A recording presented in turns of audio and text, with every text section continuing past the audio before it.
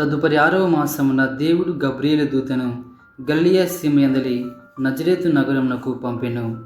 ఆ దేవదూత దావీదు వంశస్థుడగు యోసేపునకు ప్రదానము చేయబడిన కన్యక యొద్దకు పంపబడెను. ఆమె పేరు మరియమ్మ.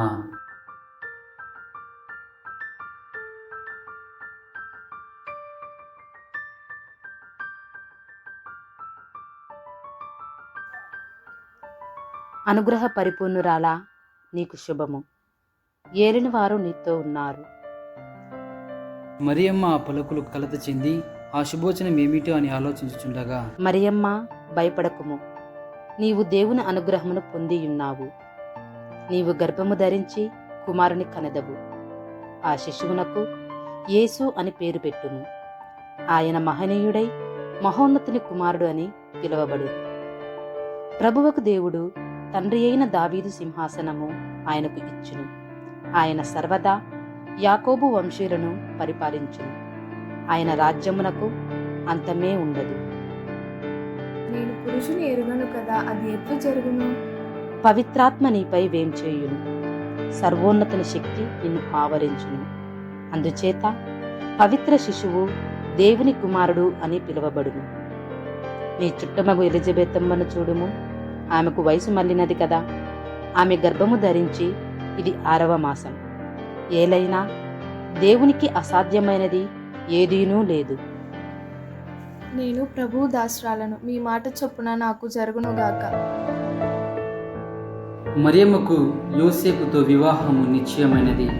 వారిరువులను కాపురము చేయకముందే పవిత్రాత్మ ప్రభావం వలన మరియమ్మ గర్భము ధరించినది. ఆమె భర్త యోసేపు నీతిమంతుడగుటచే మరియమ్మను బహిరంగ అవమానింపక ఇష్టము లేక రహస్యముగా పరిత్రించుటకు నిశ్చయించుకొనెను.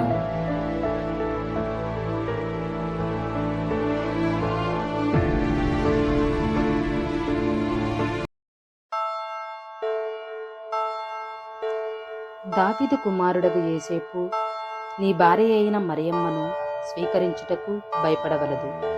ఏలైనా ఆమె పవిత్రాత్మ ప్రభావం వలన గర్భము ధరించినది. ఆమె ఒక కుమారుని కనును.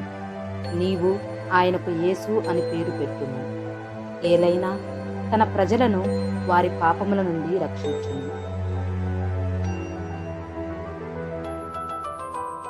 నిద్ర నుండి మేలుకున్న యోసేపు ప్రభుదూత ఆజ్ఞాపించినట్లు తన భార్య అయిన మరియమ్మను స్వీకరించెను.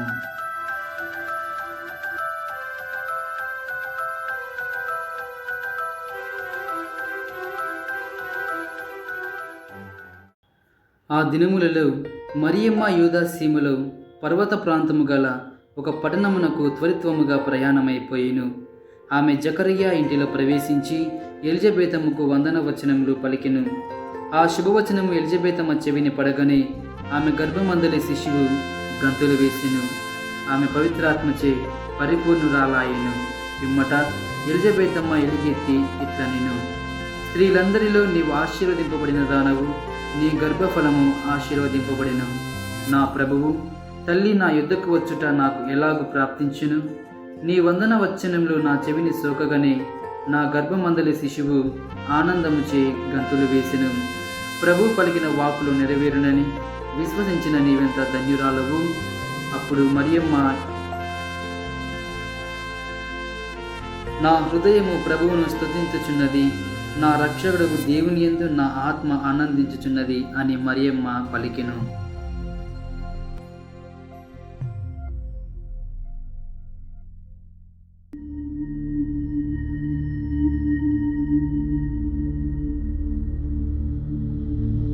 యోసేపు దావీదు వంశస్థుడైనందున గలిలయ సీమలోని నజరేతు నుండి యూదా సీమలో ఉన్న దావీదు పట్టణమునకు బెత్లెహేమునకు జనాభా లెక్కలో తన పేర్లను చేయించుకొనుటకై తనకు నిశ్చితార్థము చేయబడిన గర్భవతి అయిన మరియమ్మను కూడా వెంటబెట్టుకుని వెళ్ళెను. వారు అచట ఉన్నప్పుడు మరియమ్మకు ప్రసవ కాలము సమీపించెను.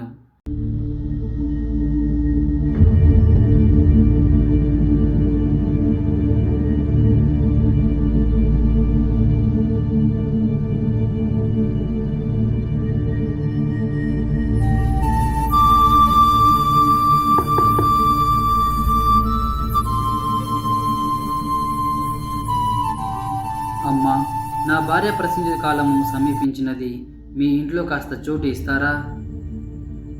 లేదు లేదు, వెళ్ళండి.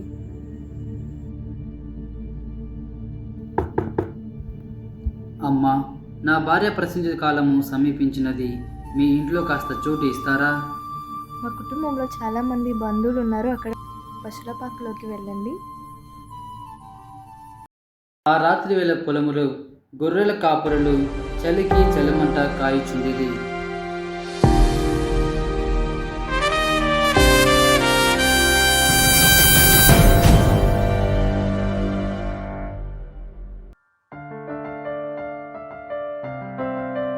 గొర్రెల కాపరులారా, భయపడకుడి. సమస్త ప్రజలకు పరమానందము కలిగించు శుభ సమాచారం మీకు వినిపించదను. నేడు దావీదు పట్టణమున మీకు ఒక రక్షకుడు పుట్టెను. ఆయన క్రీస్తు ప్రభువు. శిశువు పొత్తిగుడ్డలలో చుట్టబడి పశువుల తొట్టిలో పరుండబెట్టి ఉండుట మీరు చూచెదరు. ఇదే మీకు ఆనవాలు. హేరోదు రాజు పరిపాలన కాలమున యేసు ప్రభు జన్మించెను. యేసు ప్రభు జన్మించినప్పుడు ఆకాశములో ఒక తార వెలిసెను. ఆ తారను చూసి జ్ఞానులు బాలయేసును వెతుకుచు హేరోదు రాజు పరిపాలిస్తున్న యెరూషలేమునకు బయలుదేరిరి.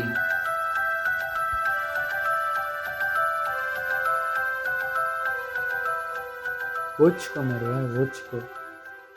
రారే చూతమో రాజసుతుని రేయి జననామాయను. రారే చూతమో రాజసుతుని రేయి జననామాయను.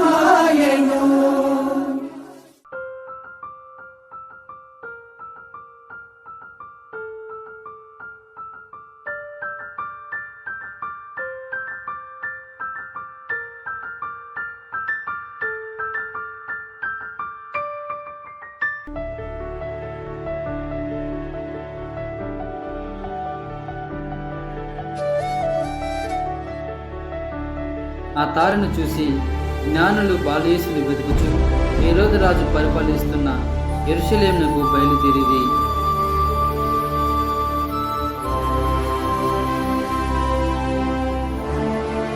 రాజులు తమ సంచులను విప్పి బంగారము,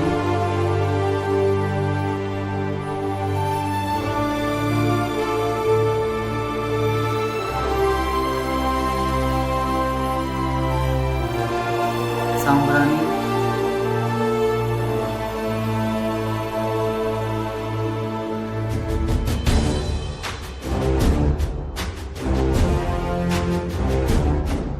పరిమళ ద్రవ్యములు సమర్పించిరి.